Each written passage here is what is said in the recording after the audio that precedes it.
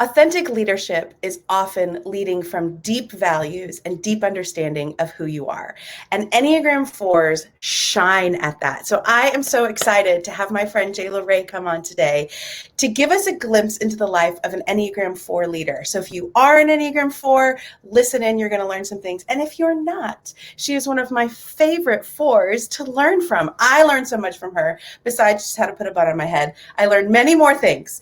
And so I'm so excited to invite my friend Jayla Rae. She is a Milspouse Mentor. She is a podcaster. She is also the director of operations for an online agency that is wildly successful and leads a remote team. So all of those things she brings to the table with her full heart.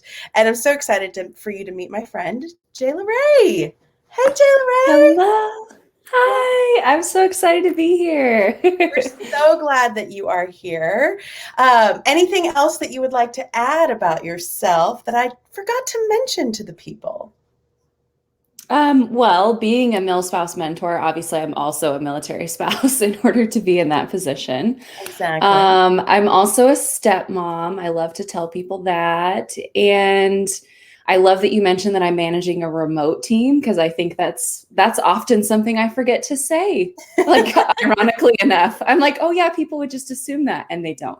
They don't. And I think now in this, like right now, we're all in this, do we go back again or is it not back again? Like it's all confusing after we were just talking about before 2 years of, is this remote? Is it not? Morning, Shelby.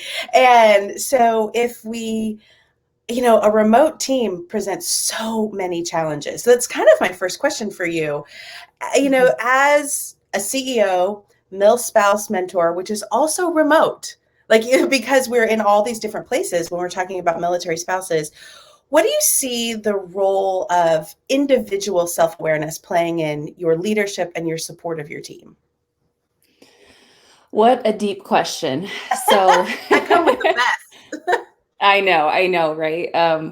I have actually led a training for my team and for others before, talking about Enneagram stances, because I think those are so important to keep your own level of self-awareness about, especially as a member of the withdrawal stance, leading a team.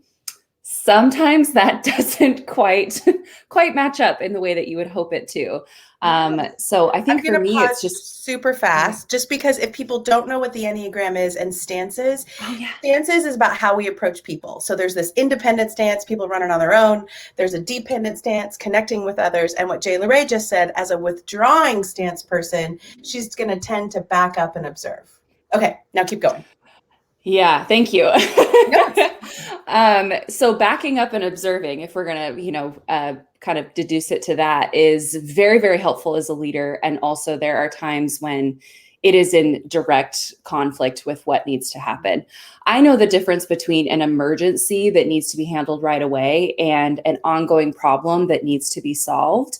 It's more of the ongoing problems that need to be solved where I feel like I don't have enough of the information that I need to move forward. And therefore I kind of step back and I withdraw a little bit, and someone on the team is expecting answers from me. I've gotten to a point now, especially after having led that training for the team, in saying, hey, I just need you to know that I'm not having a very good day when it comes to this stuff. I'm feeling a little bit challenged, and I don't want to do this hastily. I don't want to do this under pressure, because that's also when mistakes tend to happen. So we're going to table it for another day, and then we're going to come back to it. So in terms of like my own level of self-awareness, that has been so immensely helpful for me. And now that the team knows a little bit more about stances, I can use that language. And I think they're understanding what's happening there as well. I want to pull out a few really golden nuggets that you just said that were so good. First of all, about yourself, this is what I'm struggling with. And self-awareness is a component of self-awareness, is knowing what's happening inside of you and digging a little bit. And I think the Enneagram helps us bring out the things that we're not always even sure about. But then you distilling it for yourself. And then the next really important part is I'm communicating this outside. Because as your team member, you could say, we're just going to table that right now and move on. And somebody is going, but, all happen. But when you explain, hey, here is why this is happening, and it has to do with me as a leader, people are so much more forgiving, and sometimes will step up to help or say, oh, I didn't know you needed that information. Here's what that is. And you can continue a conversation. So I think the initial self-awareness then turns into self-disclosure, which creates better team dynamic. So good. I love that. Self-disclosure. I am going to take that, Jen. Oh, self-disclosure. Absolutely. You take it. Someday we'll talk all about the Johari window. Let's do it.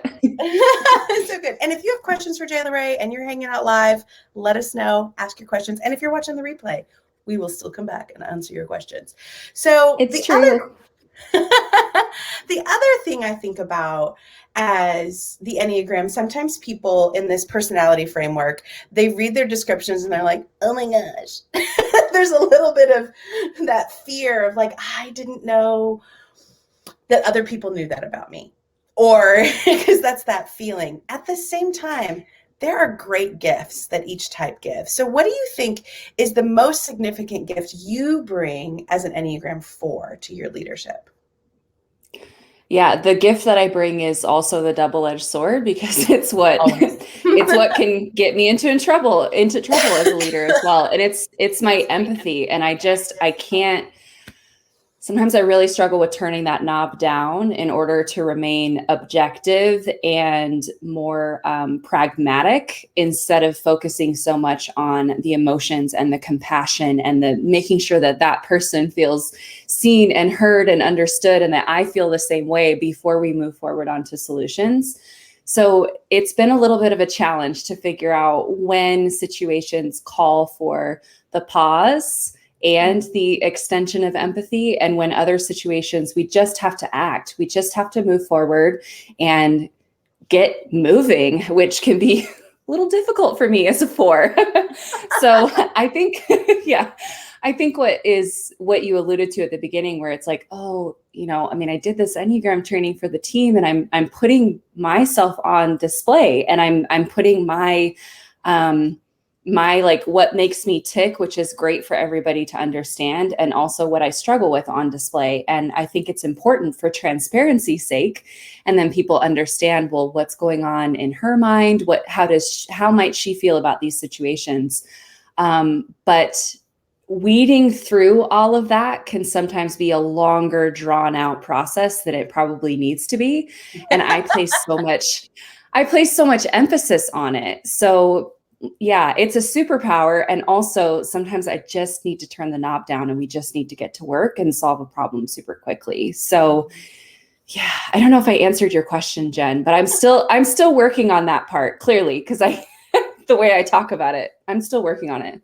Well, aren't we all still working on it? And that's why we call it a practice. We call it a journey. We call it those things for a reason, because I think we still have this cultural pressure that leaders have it figured out, rather than leaders are human leading other humans along with a journey. And something I just constantly want to bring before people is that it is a practice, and it is important. And I think that you downplayed your superpower of empathy, because I think many people are used to leaders who don't practice as much empathy as is required. And now, your struggle is to turn it down a little bit, but I'm imagining that on your team that is often met with joy and trust building for them. So I want to get really nitty gritty for a second about that. How do you express and really share your empathy when it's remote? Like, you don't see these people in person every day. What does that look like for you in building empathy and sharing empathy on a remote team?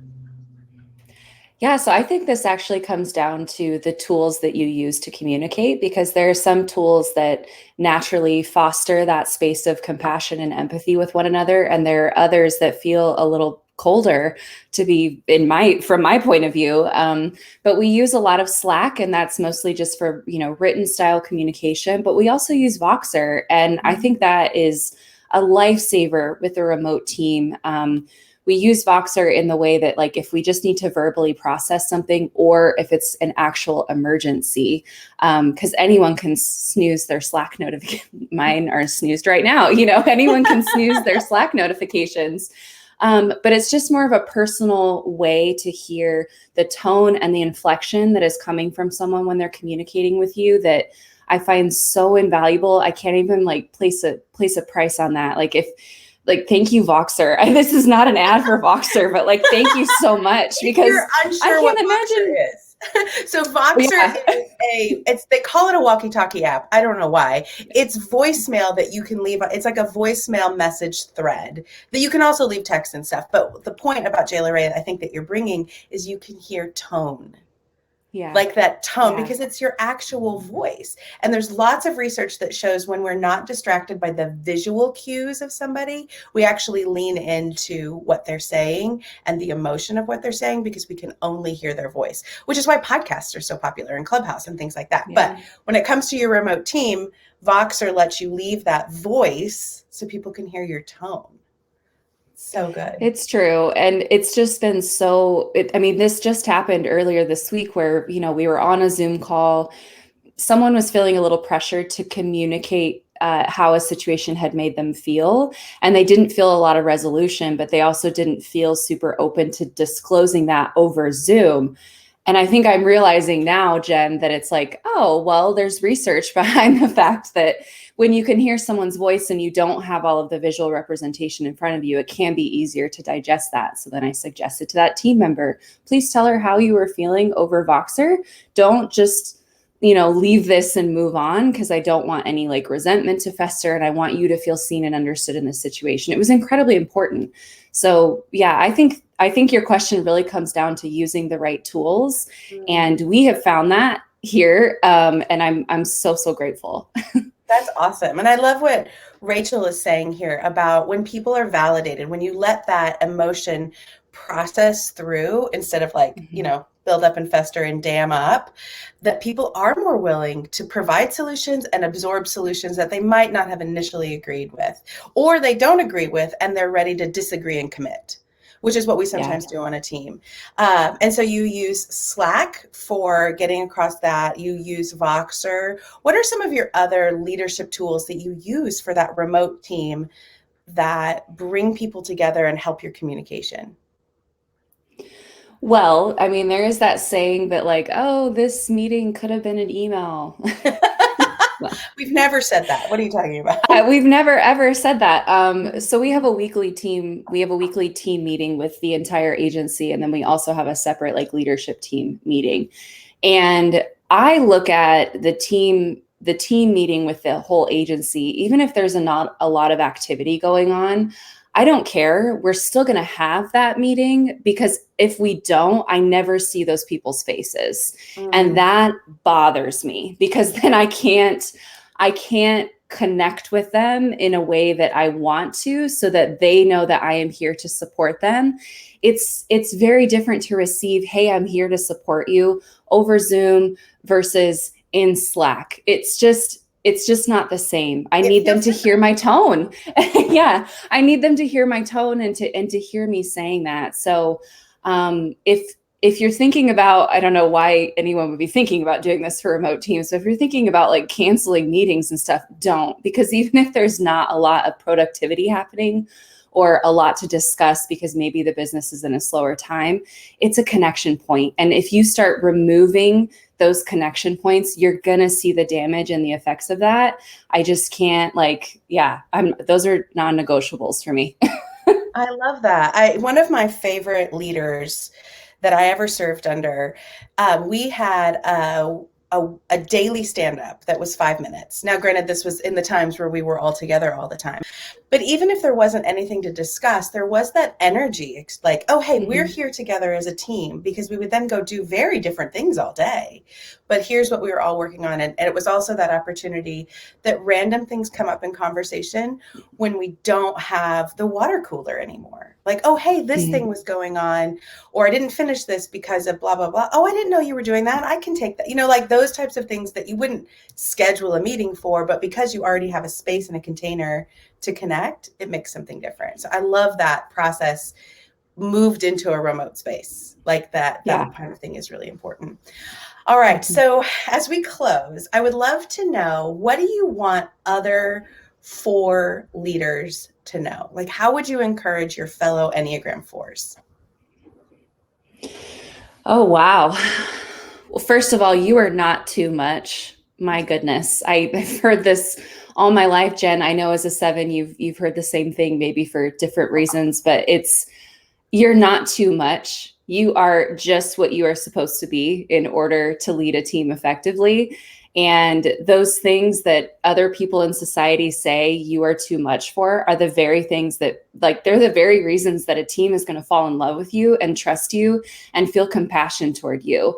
So don't feel like you're too much. Just express the emotions and let other people know that it's okay for them to do that too. Like, remember that you're being a model in that way. There are so many people out there, type aside, there are so many people out there who don't feel like they have the freedom to be expressive. And if you show them that you can be this way, you can do this, and you get rewarded for being that way, it's just such a beautiful thing. I can't even tell you how many people on the team who have come to me, whether privately, like out of the blue, I wasn't expecting it, to tell me, like, you are such an incredible leader. I'm so glad to have you. I love being on this team. And that sounds really, I feel like I got really self-important for a second to share that on this live. But the point, okay, own it. Yeah, the point is that when you think that you are being too much, I think those are the exact moments that people need from you as a leader. And it's just, yeah, it's been really cool to see that evolve with the team that I do lead, and to hear that feedback from people. It means everything to me. It means everything. Like, as someone who's heard that they're too much all their life, I'm like, oh my gosh, I'm just what I should be in this case. Amazing. I love that so much. I saw a meme, it was more of a quote kind of thing, and somebody was expanding on it, is that originally leaders were muscle, and then they were brains, and now we're turning to the heart. And as a leadership coach and speaker, what I want is all three of those. But I think that we are less practiced in the business space of what are emotions' role in that? Like, we get a little like unsure about that because we don't actually have a lot of cultural history in knowing what to do. So I'm so appreciative of Enneagram Fours who lead the way in that, of like, oh, here is how we bring emotions into a space that is professional and still get our work done. Because that's always the fear. Like, what if I'm not productive? Because that's all we care about. But we can use our emotions appropriately. And actually, that is the way to productivity and being really whole people. So I love that you, as an Enneagram 4 and other Enneagram 4 leaders, help us walk in that direction. So tell the people where they can find you and what you have. You should totally follow Jayla Rae, first of all, because she is a light and a joy, but also has some really wise things to offer. So tell the people where to find you. Yeah, so I'm director of operations at an agency called The Launch Guild. We support coaches and course creators launch their offers into the world. So you can follow The Launch Guild. My face occasionally pops up over on that social media. Check out the website. And then as a Milspouse Mentor, you can follow me at mil.spouse on Instagram, or check out jaylarae.com. If you're a military spouse out there, I would love to connect with you. And if you're not a military spouse, I will say that there are people in my community who are not military spouses, but for whatever reason, they're hanging out and they're finding something valuable. So they're there too. I think they find you valuable. Oh, thanks. Yes. Oh, well, thank you so much, Jayla Rae, for taking the time this morning. It was just lovely to see you as a friend, but also for really sharing your wisdom with us. I really appreciate that. Everybody, go and follow Jayla Rae. Think about how you can bring your own vulnerability and transparency into a space to be a really amazing and effective leader. So have a great day, and we will see you all later. Bye. Bye, y'all.